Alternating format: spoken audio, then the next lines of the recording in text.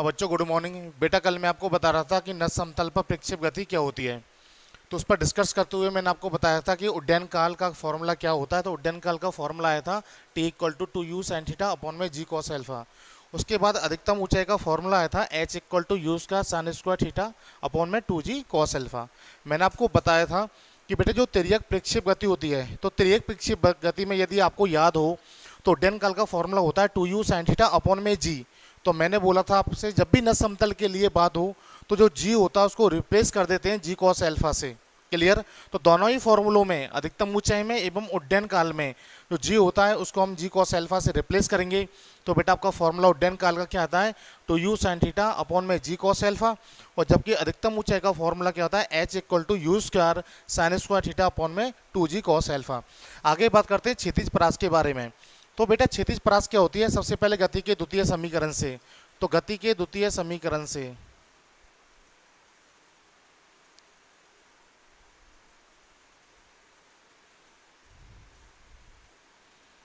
तो गति का द्वितीय समीकरण क्या कहता है कि एस इक्वल टू होता है U T plus half A T square.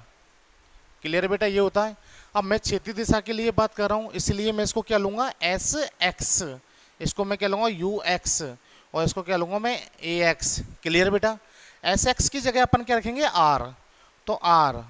और जबकि यू एक्स का वैल्यू दे रखा है आपको यू कॉस थीटा, तो you cos theta, you cos theta. यहाँ टी से मतलब किससे? उड्डयन काल से। और उड्डयन काल का फॉर्मूला क्या है? Two you sine theta. तो two you sine theta upon में जी कॉस एल्फा। क्लियर? आगे बात करते हैं। फिर प्लस प्लस है तो प्लस हाफ ए एक्स की वैल्यू। तो ए एक्स की वैल्यू क्या है? Minus G sine alpha. तो यहाँ पे क्या रख देंगे? Minus G sine alpha. और टी स्क्वायर, टी स्क्वायर का मतलब उड्डयन काल आपके पास क्या है? Two you sine theta. तो two you sine theta upon में जी कॉस एल्फा। क्या क्या कर दो आप? स्क्वायर। स्क्वायर हो रहा तो स्क्वायर कर देंगे। अब इसको सॉल्व करना है। कैसे करेंगे बेटा? इधर देखिए, आर इक्वल टू, अच्छा u इंटू यू, तो क्या आएगा? To U square. क्लियर बेटा? और क्या आ जाएगा? Two U square cos theta sine theta upon में क्या आ जाएगा आपके पास में? जी कॉस एल्फा। फिर माइनस को प्लस से इंटू करेंगे तो क्या आएगा? माइनस। क्लियर? अब इधर देखिए, टू से तो टू कैंसिल हो गया। क्लियर बेटा? और क्या आ रहा है आपके पास में? जी से। अब इधर देखो, सबसे पहले पहले बेटा स्क्वायर करेंगे तो आपके पास क्या आएगा? Half G sine alpha. इसका स्क्वायर कीजिए, क्या आएगा? Four U square sine square theta upon में G square cos square alpha. Clear? आगे चलते हैं। R equal to two U square cos theta sine theta upon में जी कॉस एल्फा। फिर माइनस। अब इधर देखिए, ये कितनी टाइम्स? Two times.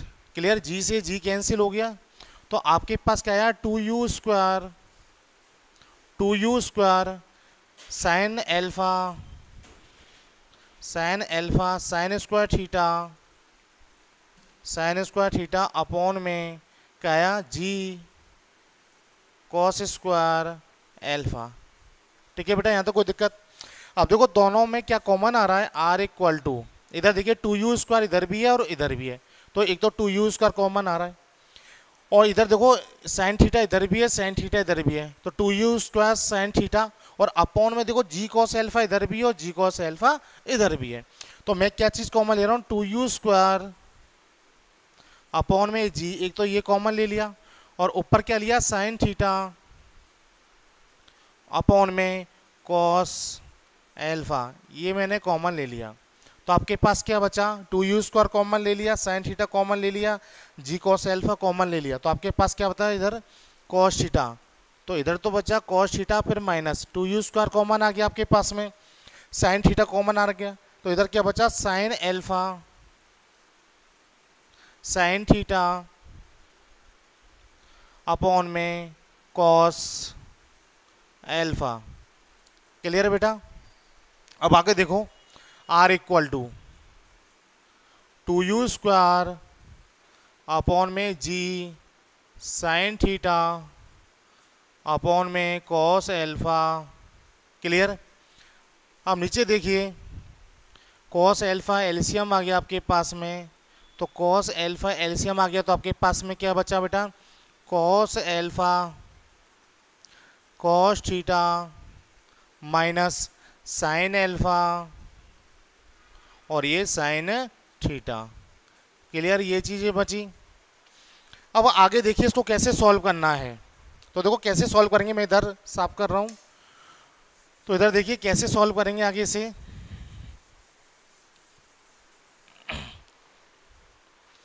तो देखो आर इक्वल टू, सबसे पहले एक फॉर्मूला बता रहा हूं मैं आपको, चूंकि कॉस ए प्लस बी, तो कॉस ए प्लस बी का फॉर्मूला क्या होता है यदि आपने पढ़ा हो, तो cos A cos B minus sign ए और साइन बी। क्लियर? यही फॉर्मूला होता है। क्या होता है? Cos A cos B minus sign ए और साइन बी। तो इधर देखिए ये क्या हो रहा है, यदि अल्फा को मैं ए मानूं और थीटा को यदि मैं बी मानूं, तो आपके पास क्या रहा है? Cos A cos B minus sign A sine B. तो देखो इधर इसको मैं क्या ले सकता हूं बेटा? आर इक्वल टू आपके पास क्या जाएगा? R equal to U square upon में जी। क्लियर? और साइन थीटा अपॉन में कॉस एल्फा। क्लियर? और ये क्या आ गया आपके पास में? कॉस ए प्लस बी का मतलब कॉस ए का मतलब एल्फा, बी का मतलब थीटा, और अपॉन में आपके पास में क्या आएगा? Cos alpha. क्लियर? ये है अपन में कॉस एल्फा। अब इधर देखिए आर इक्वल टू, या इसको लिखा जा सकता है टू यू स्क्वायर अपॉन में G sine theta cos alpha plus theta upon में कॉस स्क्वायर एल्फा। क्लियर बेटा? तो ये फॉर्मूला कब लगेगा? यदि आपसे बोले स्पेशली कि नत समतल पर कोई प्रक्षेप गति हो रही है और आपको उसमें क्षैतिज परास का फॉर्मूला ज्ञात करना है, तो ये फॉर्मूला काम में लिया जाता है। R equal to U square upon G sine theta cos alpha plus theta upon cos square alpha. यदि बेटा इसमें एक स्पेशल कंडीशन है, वो क्या है कि यदि किसी वस्तु को ऊर्ध्वाधर ऊपर से नीचे की ओर फेंका जाए, नत समतल की बात कर रहे हैं, तो यदि किसी वस्तु को ऊर्ध्वाधर ऊपर से नीचे की ओर फेंका जाए, तो ध्यान रखना उड्डयन काल और अधिकतम ऊंचाई का फॉर्मूला तो वही रहता जो मैंने आपको बताया था अभी। लेकिन परास में क्या होगा कि जो जी साइन एल्फा है, जो कि मैंने अभी क्या लिया है? माइनस जी साइन एल्फा लिया है, तो उसकी जगह अपन क्या लेंगे? प्लस के जी साइन एल्फा। ध्यान रखना ये कब लेना है प्लस के जी साइन एल्फा? जब आपसे स्पेशली कहे कि किसी वस्तु को ऊर्ध्वाधर ऊपर से नीचे की ओर फेंका जा रहा है और आपको क्षैतिज परास निकालनी है, तब क्या करोगे कि माइनस जी साइन एल्फा की जगह प्लस के जी साइन एल्फा लोगे, जिससे फॉर्मूले में क्या होगा कि यहाँ पे क्या जाएगा? एल्फा माइनस थीटा आपके पास में आ जाएगा। क्लियर बेटा?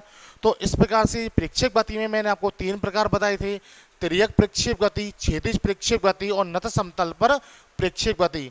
इन तीनों में डेरिवेशन यानी परास, अधिकतम ऊंचाई और उड्डयन काल के फॉर्मूले मैंने आपको बताए। अब इन तीनों ही पर जो न्यूमेरिकल बनते हैं उनके बारे में अपन डिस्कस करते हैं।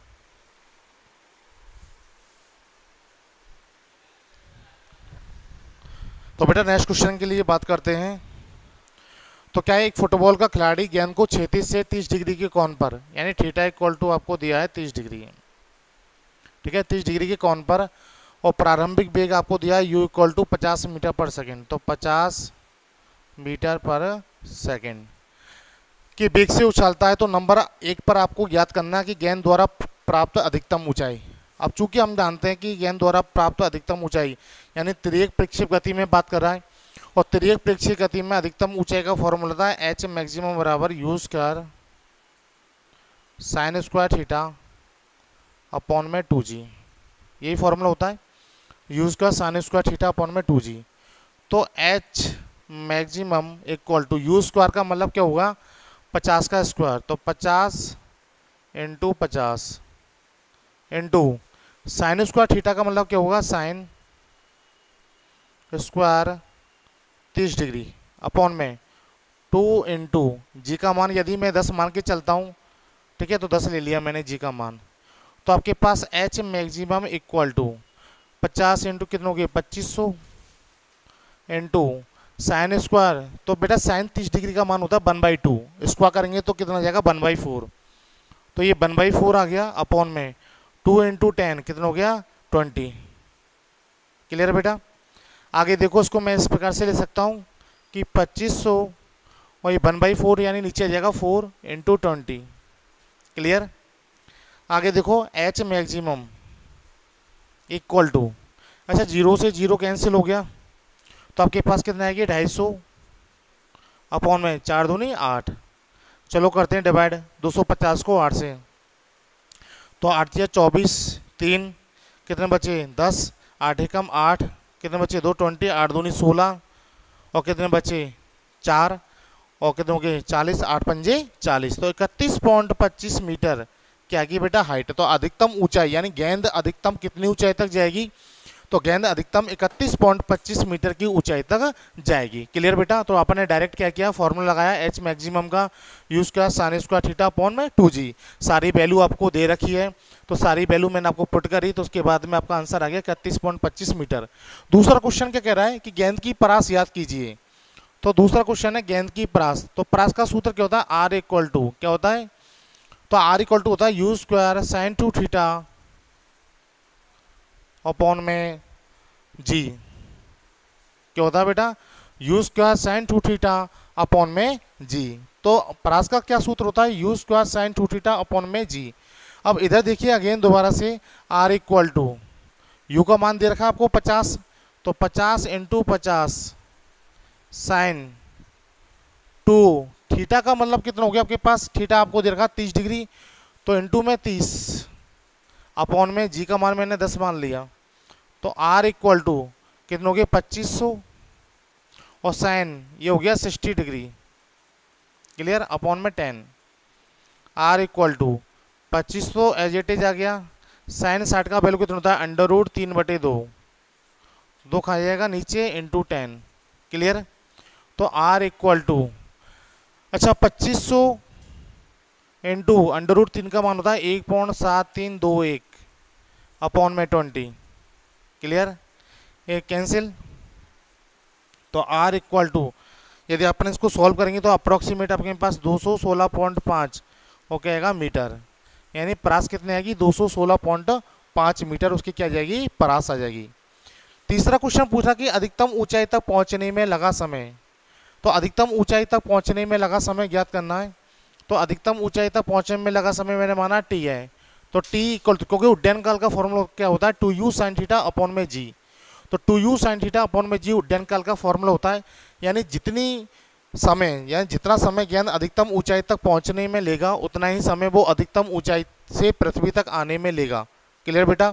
तो अधिकतम ऊंचाई तक पहुंचने में लगा समय क्या होगा u sin थीटा अपॉन में जी, ये अधिकतम ऊंचाई तक पहुंचने में लगा समय u sin थीटा अपॉन में जी। तो t इक्वल टू आपके पास क्या आ जाएगा, t इक्वल टू यू का मान दे रखा है 50 साइन थीटा का मान दे रखा है 30 डिग्री अपॉन में जी मैंने क्या मान रखा है 10, तो 50 साइन 30 की वैल्यू होती है 1/2, तो 1/2 2 कहा जाएगा नीचे अपॉन में 10, 10 से 10 तो आपके पास क्या आएगा 2.5 सेकेंड। तो अधिकतम ऊंचाई तक पहुंचने में लगा समय कितना होगा 2.5 सेकेंड का होगा, यानी गेंद को अधिकतम ऊंचाई तक पहुंचने में कितना समय लगेगा 2.5 सेकेंड का। फिर नेक्स्ट क्वेश्चन पूछ रहा है क्वेश्चन नंबर 4, तो क्वेश्चन नंबर 4 आपसे क्या पूछ रहा है, क्वेश्चन नंबर 4 आपसे पूछ रहा है कि गेंद का हवा में रहने का कुल समय, तो हवा में रहने का कुल समय का मतलब क्या हो गया उड्डयन काल, तो उड्डयन काल आपसे पूछ रहा है, तो उड्डयन काल आपसे पूछ रहा है, और उड्डयन काल क्या होता है कि 2t, उड्डयन काल इक्वल टू क्या होता है 2t, यानी जितना समय उसे पहुंचने में लगेगा गेंद को उतना ही समय ऊपर से नीचे आने में लगेगा। तो बेटा t इक्वल टू इस स्थिति में क्या होगा 2 इंटू 2.5, तो t इक्वल टू कितना आएगा 5 सेकेंड। तो हवा में गेंद का हवा में रहने का कुल समय कितना आएगा 5 सेकेंड, यानी 5 सेकेंड तक जो गेंद है वो हवा में रहेगी। तो इस प्रकार से ये क्वेश्चन सॉल्व हुआ, एक बार देख लीजिए नोट कर लीजिए। ठीक है बेटा। नेक्स्ट दूसरा क्वेश्चन करते हैं। नेक्स्ट क्वेश्चन क्या कह रहा है कि एक प्रक्षेप को 20 मीटर ऊंची मीनार, यानी h इक्वल टू आपको कितना दिया है, h इक्वल टू दिया है 20 मीटर। तो 20 मीटर ऊंची मीनार से 400 मीटर पर सेकंड की चाल, यानी आपको u इक्वल टू कितना दिया है, 400 मीटर पर सेकंड की चाल से क्षैतिज दिशा में छोड़ा जाता है। प्रक्षेप पृथ्वी की मीनार से कितनी दूरी पर गिरेगा। यानी बेटा ये कोई मीनार है और इस मीनार की हाइट है 400 मीटर और ये पृथ्वी की सतह है। अब किसी वस्तु को इस प्रकार से प्रक्षेपित किया जाता है तो वो कह रहा है कि मीनार से वो कितनी दूरी पर गिरेगा, यानी इसकी परास ज्ञात करनी है। तो ये जो प्रक्षेपित किया है वस्तु को, तो वो कितनी दूरी पर गिरेगी, यानी उसकी परास ज्ञात करनी है। अब चूंकि यदि आपको याद हो तो क्षैतिज परास में, तो क्षैतिज प्रक्षेप गति में मैंने आपको बताया था कि जो परास होती है R इक्वल टू वो क्या होता है U अंडर रूट और क्या होता है 2H अपॉन में G। ये फॉर्मूला मैंने आपको बताया था कि यदि क्षैतिज प्रक्षेप गति के लिए बात हो और यदि आपसे परास पूछ रहा हो तो उस स्थिति में परास का फॉर्मूला क्या होता है, R equal to U under root 2H upon में G। ये फॉर्मूला होता है। तो देखो बेटा R की जगह U का मान दे रखा है आपको 400 मीटर पर सेकेंड, तो 400 और अंडर रूट 2 इंटू H का वैल्यू आपको दिया हुआ है 20 यानी 20 अपॉन में G का मान कितना दिया है 10।